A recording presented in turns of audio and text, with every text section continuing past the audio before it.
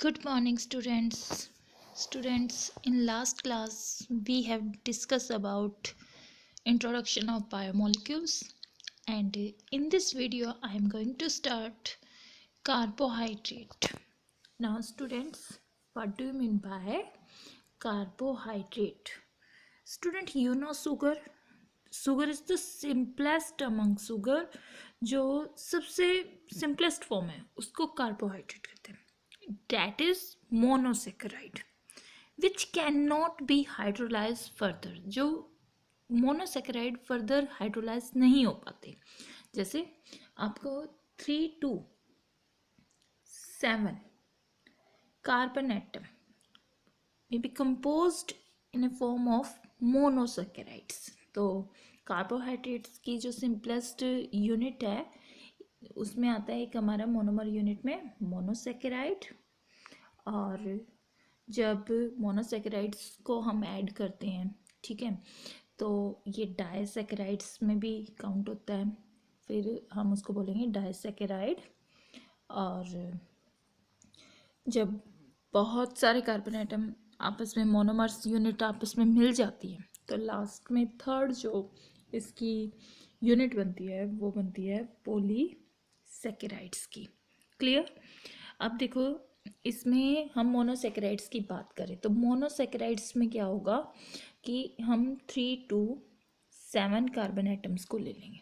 ठीक है, जैसे 3 कार्बन एटम के ग्रुप को हम बोल देंगे ट्रायोज. इसी तरह से जैसे 6 कार्बन एटम है तो हमें पता है हेक्सोस बोलेंगे. हेक्सोस का एक अच्छा सा एग्जाम्पल सभी को पता है, दैट इज ग्लूकोज. ठीक है. अब इसी तरह से अगर आप बात करो तो डाइसेकेराइड्स में हम काउंट करते हैं सुक्रोज को. अब सुक्रोज कैसे बनता है? सुक्रोज बनाने के लिए हमें क्या चाहिए? ग्लूकोज प्लस,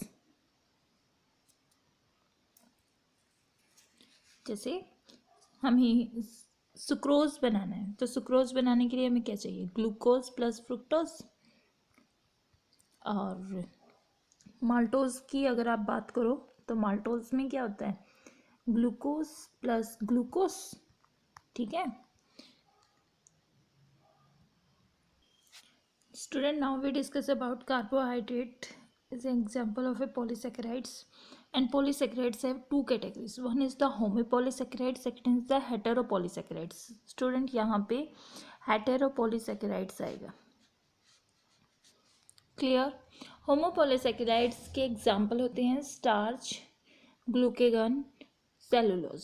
ठीक है, इसमें क्या होता है, जो इसकी मोनोमर यूनिट्स है वो सिमिलर होती है. ठीक है. हेटेरोपोलीसेकेराइड्स में जैसे काइटिन, सुक्रोज, लैक्टोज. जैसे अब लैक्टोज है, ये ग्लूकोज प्लस ग्लाइकोजन से मिलके बनेगा. ठीक है, ग्लूकोज प्लस लैक्टोज से मिलके बनेगा.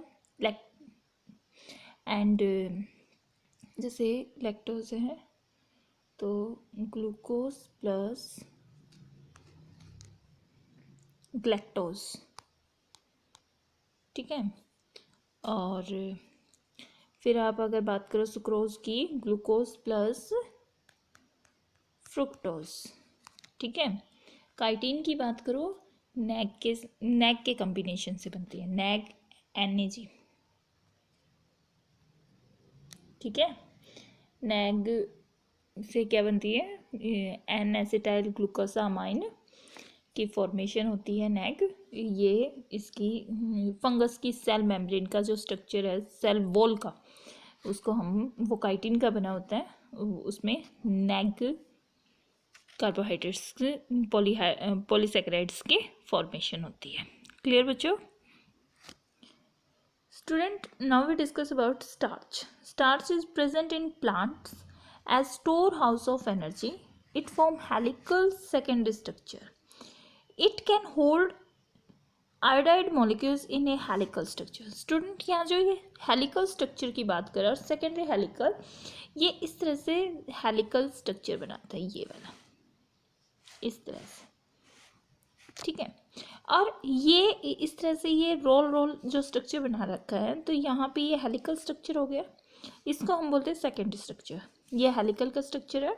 और ये जैसे हम स्टार्च को आयोडीन के साथ टेस्ट करते हैं, तो स्टार्च के साथ जब आयोडीन का टेस्ट होता है तो ब्लू कलर की फॉर्मेशन देता है। तो इससे क्या होता है, जो ये हेलिकल्स है यहाँ पे आयोडीन रह जाता है, ठीक है।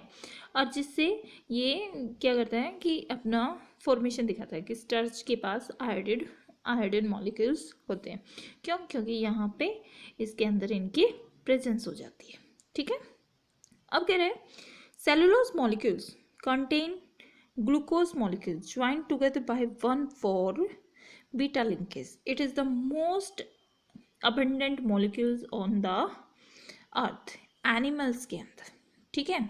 सेलुलोज, हाँ, इन्होंने कहा कि सेलुलोज जो है ग्लूकोज के फॉर्मेशन से बना हुआ है। और जैसे सेलुलोज का जो हम डायग्राम करते हैं उसमें 1,4 पोजीशन पे बीटा लिंकेज पर सेलुलोज बनता है। और ये कहता है मोस्ट अबंडेंट ऑर्गेनिक मॉलिक्यूल्स है, सबसे ज़्यादा ये हमें मिलता है सेलुलोज प्लांट के अंदर, ठीक है। प्लांट्स के अंदर सेलुलोज होता है, प्लांट्स में ये ज़्यादा मिलता है। अब ये कह रहे हैं ग्लाइकोगन, ग्लाइकोगन इज द एनिमल स्टार्च।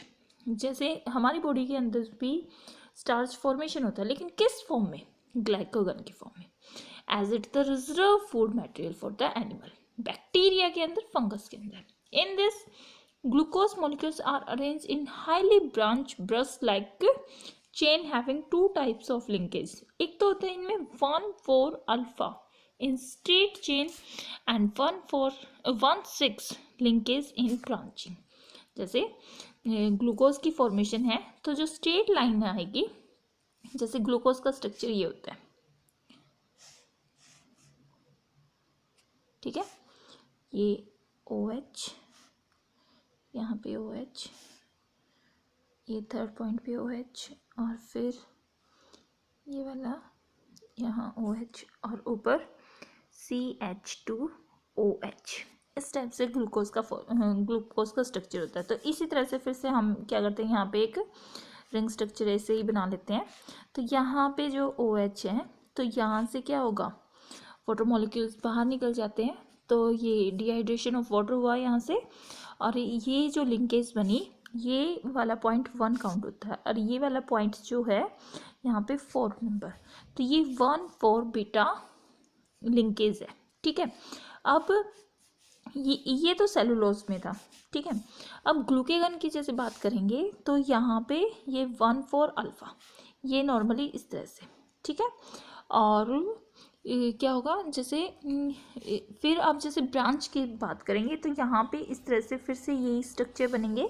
तो जैसे दूसरा कोई मॉलिक्यूल्स लिया, ये वाला हमने 1 का लिया, और जो ये 6 नंबर का है, तो इस तरह से ये ब्रांच स्ट्रक्चर्स ऊपर से आपके मिल जाते हैं। तो यहाँ पे इस तरह से ये लिंकेज बन जाती है। जैसे ग्लूकेगन में इन्होंने कहा कि 1,4 अल्फा इन स्ट्रेट चेन में and 1,6 linkage in branching chain में, ठीक है। और सेलुलोज में क्या होगा कि 1,4 बीटा लिंकेज वहाँ पर प्रेजेंट होगी। क्लियर बच्चों?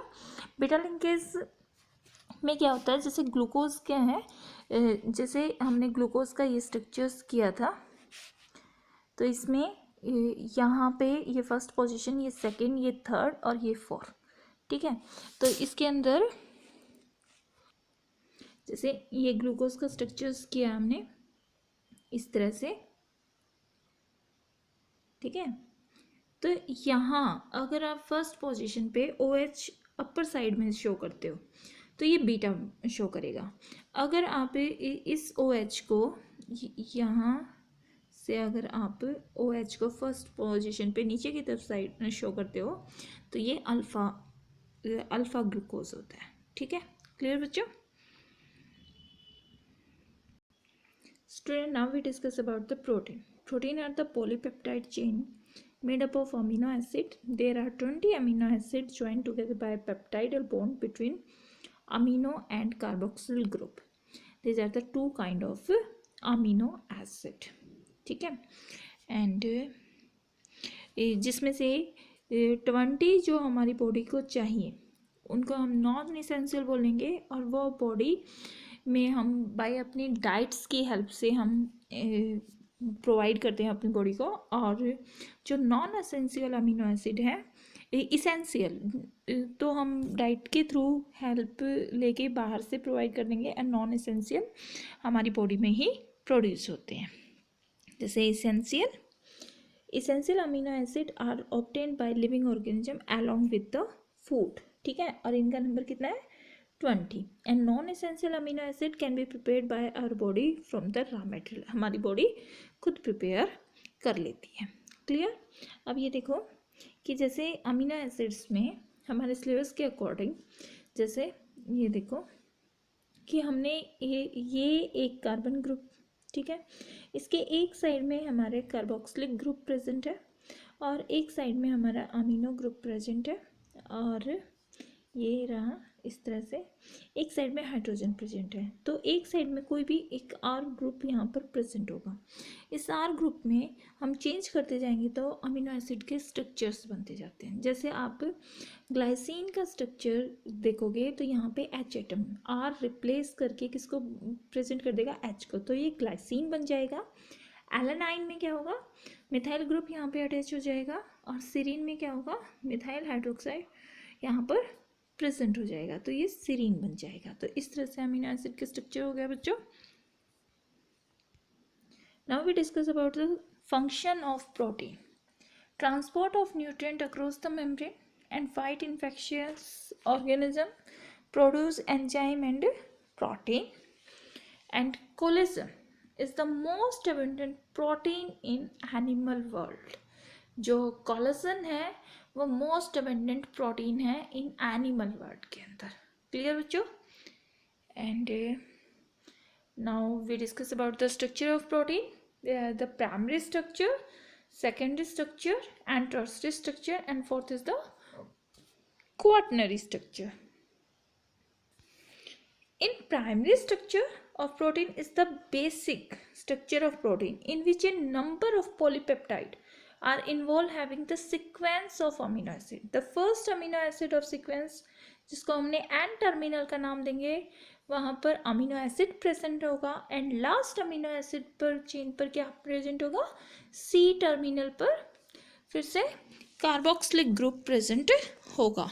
ठीक है, ये अमीनो एसिड दे रखा है, यहाँ पे कार्बोक्सिलिक ग्रुप प्रेजेंट होगा, और ये देखो अगर आप इस सिंपल की बात करेंगे तो ये फर्स्ट ग्रुप पे अमीनो एसिड, फिर ये कार्बोक्सिलिक ग्रुप, इसी तरह से ये जहाँ पे अमीनो एसिड प्रेजेंट है उसको एन ग्रुप बोल देंगे, कार्बोक्सिलिक ग्रुप प्रेजेंट है वहाँ पे सी ग्रुप बोल देते हैं। ठीक है, और इन दोनों के बीच में जैसे इस तरह की फॉर्मेशन हो जाती है, COH NH और ये H अमीनो ग्रुप, तो यहाँ से ये वाटर डिहाइड्रेट हो जाएगा और हमारे पास CO और NH के बीच में एक बॉन्ड फॉर्मेशन बन जाएगी जिसको हम पेप्टाइडल बॉन्ड का नाम दे देंगे। तो इस तरह से सिंपल चेन स्ट्रक्चर्स को इन्होंने क्या नाम दे दिया, इन्होंने प्राइमरी नाम दे दिया। ठीक है, प्राइमरी स्ट्रक्चर, ये सिंपल इस तरह से एक हेलिकल स्ट्रक्चर्स भी शो करता है, ये प्राइमरी स्ट्रक्चर्स के, ये सेकेंडरी स्ट्रक्चर्स को रिप्रेजेंट करता है। जैसे सेकेंडरी स्ट्रक्चर ऑफ प्रोटीन,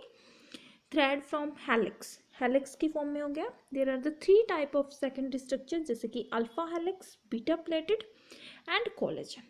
कह रहा है अल्फा हेलिक्स में coiled spirally right handed manners में होता है, ये इस तरह से राइट हैंडेड स्ट्रक्चर्स होता है। अगर आप इसी को लेफ्ट हैंडेड बोलोगे तो लेफ्ट हैंडेड इसका ऑपोजिट इस तरह से बन जाता है।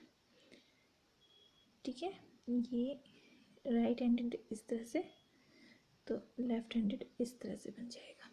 ठीक है, अब इसमें बीटा प्लेटेड में क्या होगा, बीटा प्लेटेड में देखो इस तरह से स्ट्रक्चर्स बनना स्टार्ट हो जाएगा, इस तरह से।